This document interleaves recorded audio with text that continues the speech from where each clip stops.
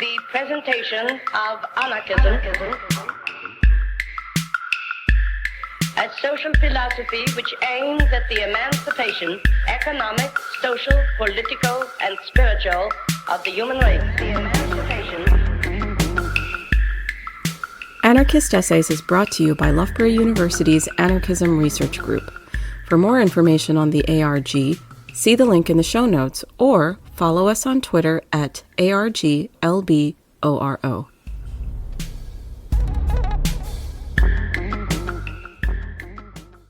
Utopian Desires of Queer Anarchism by Josie Holland. In this essay, I break down a few characteristics and practices of queer anarchism. I then illustrate how a queer approach to prefiguration and an insurrectionary anarchist approach to desire can open up possibilities of utopian world-making. I also suggest that thinking through the contributions of queer anarchism and its particular applications of prefiguration and revolutionary desire opens up an opportunity to consider the critical utopian impulse as an important underlying component of anarchism at large. I recognize the terms of queer and anarchism can be nebulous, with multiple, sometimes contradictory applications. In order to build a shared language, I will define each of these terms separately before exploring how they intersect to create queer anarchism. First, queer. This essay approaches queerness and queer theory as a method of anti-normative questioning and desiring, drawing on the ability of queer politics to, quote, create a space in opposition to dominant norms, a space where transformational political work can begin, to quote Kathy Cohen's article, Punks, Bulldaggers, and Welfare Queens, The Radical Potential of Queer Politics. As an adjective, queer is sometimes used as an umbrella term to cover any who are not cisnormative and heteronormative, but in this essay, it is more frequently used to describe an intersectional, anti-normative, and non-identitarian social position. When deployed as a verb, queering refers to a process of destabilizing norms and assumptions in order to create new ways of being and relating. Non-normative sexualities and genders, for example, lesbian, gay, bisexual, transgender, non-binary, etc., are of course part of the equation of queerness, but they are by no means the sum of it. Second, anarchism. I use the term anarchism to loosely refer to autonomous anti-authoritarian movements that prioritize anti-statism and anti-capitalism in their pursuit of liberation and a better world, even if that group or organization in question may not label themselves as anarchists. I also draw in examples that may not strictly represent anarchism, but share values or approaches with anarchist movements, such as mutual aid networks. Third, queer anarchism. Queer anarchism uses queer theory as a method to sharpen and direct an anarchist critique towards intersectional issues.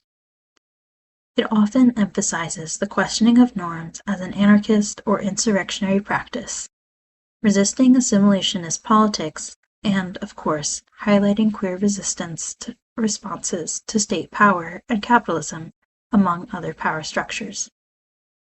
Now that we have a rough approximation of our terms, what do they have in common? Anarchism and queer theory share an alignment in their goals of destabilizing norms and structures. In their book, Practical Anarchism, A Guide for Daily Life, Scott Branson defines anarchism in a way that reads quite similarly to definitions of queering and queer theory. They describe anarchism as, quote, a process of denaturalizing the aspects that structure our lives in ways that seem unquestionable, and reframing ways of relating to the people in our lives and the world that surrounds us from the point of view of care and freedom. Activist Tegan Anelli also affirms the union of anarchism and queer theory, especially as they pertain to the queer anarchist collective Bash Back. In Queer Ultraviolence, Anelli writes, quote, "Insurrectionary theory tells us that an insurrectionary process is based on attack and experimentation to open up the way to society's undoing. Queer theory tells us that queering is a verb, a process which eternally problematizes and undoes normative roles. I locate bashback at the intersection of these processes and understand them to be the same." Suggesting that insurrectionary anarchist theory and queer theory are reflections of the same process highlights a central aspect of queer anarchist politics: the idea that destabilizing and undermining norms is insurrectionary and has the potential to open up new ways of living. In another sense, anarchist theory and queer theory each speak to Gustav Landauer's assertion in Weak Statesmen, Weaker People that, quote, "the state is a social relationship, a certain way of people relating to one another. It can be destroyed by creating new social relationships, i.e., by people relating to one another differently." We may then ask, invoking Foucault, what is queering but a methodology of creating new, formless, and ungovernable social relationships? We can now recognize the common threads across anarchism and queer theory, but what does queer anarchism actually look like? Queer anarchism is a critically informed and lived praxis that takes queer life as its issue. It engages many common anarchist practices, such as direct action, mutual aid, militant demonstration, and generally uses transient, adaptable, dispersed, and rhizomatic organizing methods. It also prioritizes intersectionality, recognizing the interlocking and interdependent oppressive structures that shape the lives of marginalized people along axes such as race, gender, sexuality, class, citizenship, and disability, to name just a few. Playful subversion, such as tactical frivolity and revolutionary dance parties, are also particularly resonant with queer anarchist approaches.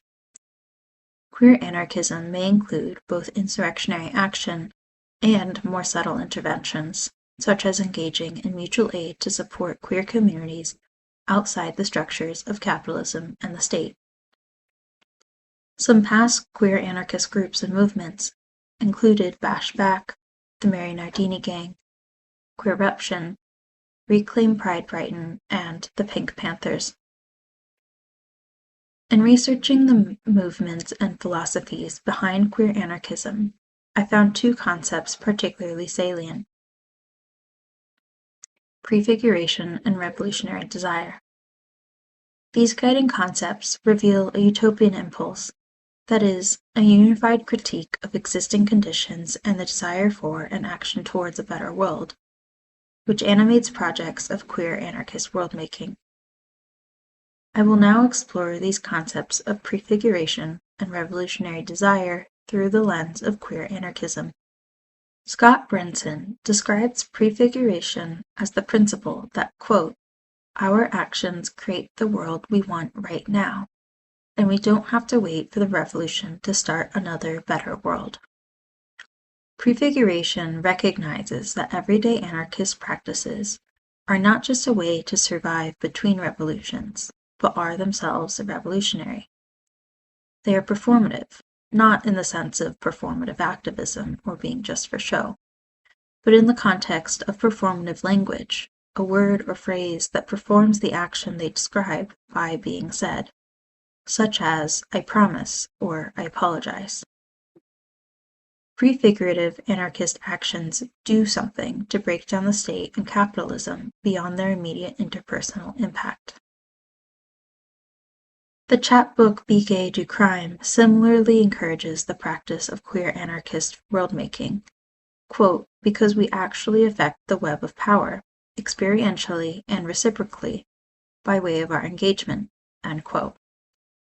In queer anarchism, this might look like forming social relationships and care networks outside of the state and capitalist structures. It could also look like protest actions that reflect intersectional values and functionally make the world a queerer place.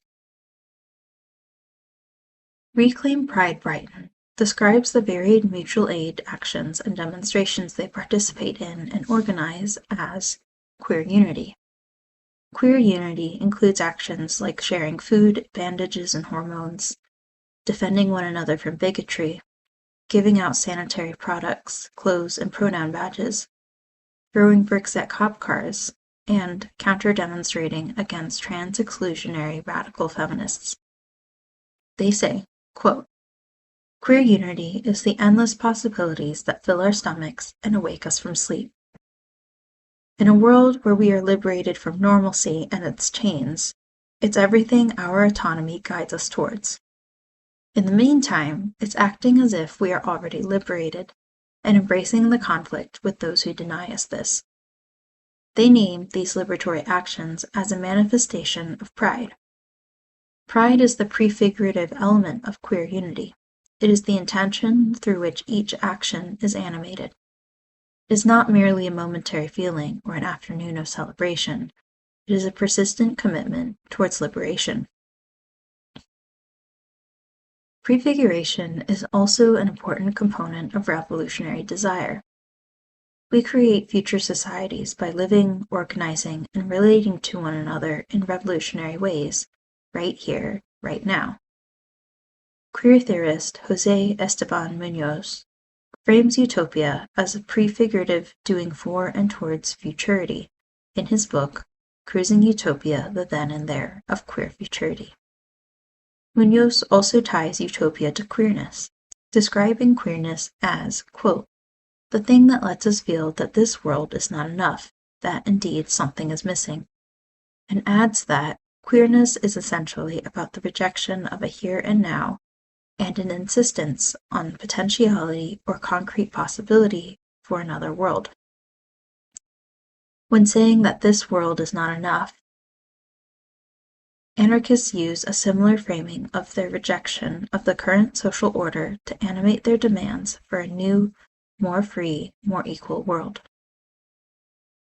Muñoz describes a line from the Third World Gay Revolution's manifesto, "We want a new society," as doing utopia, and frames the manifesto broadly as a call to doing in and for the future. Similarly, I suggest that these lines from the Queer Anarchist Manifesto Towards the Queerest Insurrection, written by the Mary Nardini Gang, are also doing utopia in and for the future, a future that is created at the very instance of its demand and animates all actions towards this horizon. Quote, "If we desire a world without restraint, we must tear this one to the ground. We must live beyond measure and love and desire in ways most devastating. We must come to understand the feeling of social war. We can learn to be a threat. We can become the queerest of insurrections." End quote. It is not only a demand for a new world, one without restraint, it is also an invitation. It is an invitation to join the we, to recognize the need for insurrection and pursue it in a manner of living, not just in theory. To embrace negation and desire in the same action is the utopian impulse. Muñoz frames queerness as, quote, "a structuring and educated mode of desiring that allows us to see and feel beyond the quagmire of the present." This queerness is reflected in the demands of a world without restraint. The desire itself is an attack on a social order that prevents imagining otherwise, an attack that cracks the shell of the old world, through which a new world can seep in. Desire for a better world, for an end to oppression, for survival in a system that wishes you the opposite, for joy in the same system that denies it. Desire for something otherwise than the prison house of the here and now motivates action, especially, I would argue, anarchist action. It is the guiding impulse that incites insurrection and fuels networks of care between revolutions. Prefiguration is the manifestation of this desire for a better world, imagining and enacting values and goals to bring them into existence. To return to the utopian impulse, the role of prefiguration and revolutionary desire in queer anarchism illustrate that radical imagination and radical actions are mutually constitutive.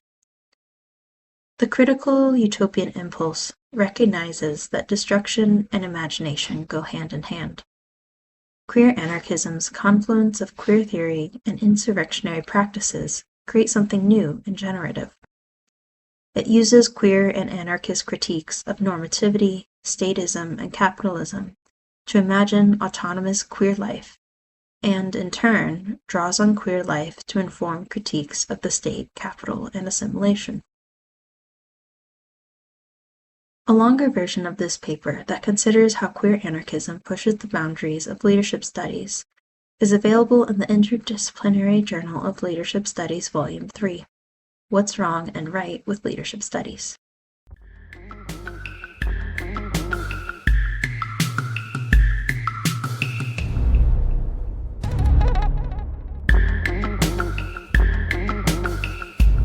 Thank you for listening. To help others find anarchist essays, please rate and review us wherever you find your podcasts. And if you're interested in anarchist ideas, why not check out the journal Anarchist Studies? For over 20 years, Anarchist Studies has been publishing original research on the history, theory, and practice of anarchism. For more information, visit www.lwbooks.co.uk/anarchist-studies.